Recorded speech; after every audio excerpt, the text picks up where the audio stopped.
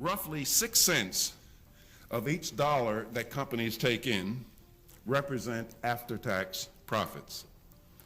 By far, wages are the largest part of the dollar, representing about 60 cents. Now, normal profit is the opportunity cost of using entrepreneurial abilities in the production of a good.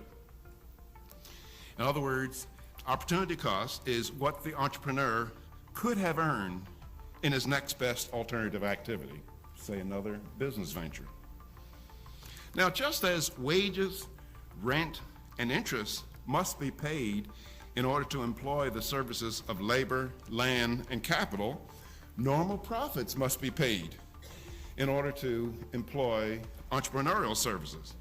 That is, the entrepreneurial services is the resource that makes decisions, innovates, and takes risk.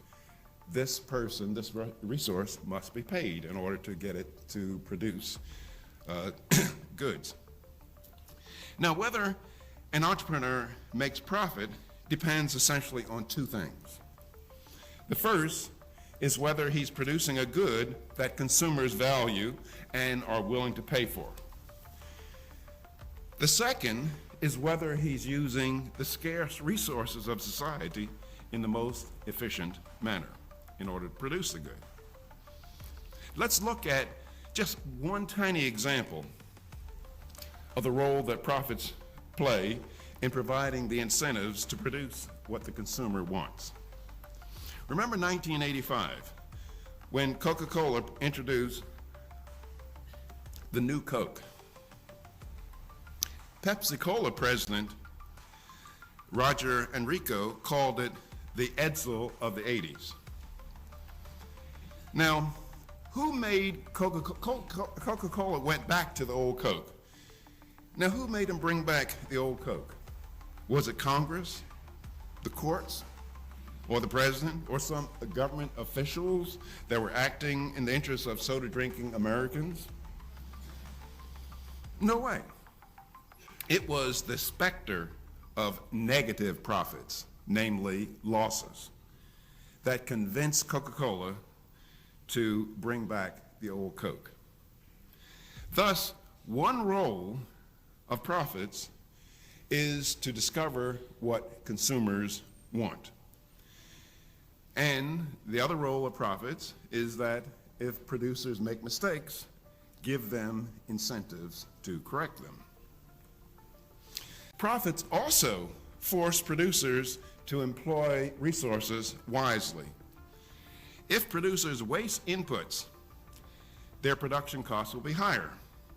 In order to cover their production costs, they must charge higher prices, higher than what consumers are willing to pay, or higher than the prices that their competitors are charging. After a while, the company will make unsustainable losses and go out of business. As a result, the company going bankrupt or out of business makes the company's resources available to someone else who will put them to wiser use. Now, this process is short-circuited if the government offers bailouts in the forms of guaranteed loans, subsidies, or restrictions on competitive products from abroad, such as tariffs and quotas. Government help enables companies to continue wasting resources. By the way, just spend a second talking about bankruptcy. People get upset when they, back when Chrysler was going bankrupt, or airlines going bankrupt.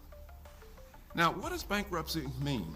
That is, if United Airlines goes bankrupt, do you think it means that all of those productive assets of United Airlines, those airplanes, will just go poof and disappear into thin air? No, they won't. What bankruptcy means, there'll be a change in title to those assets. Somebody else will own those assets. Somebody else who thinks that they can put it to a better, higher value use. So don't ever worry about bankruptcy unless it's your own.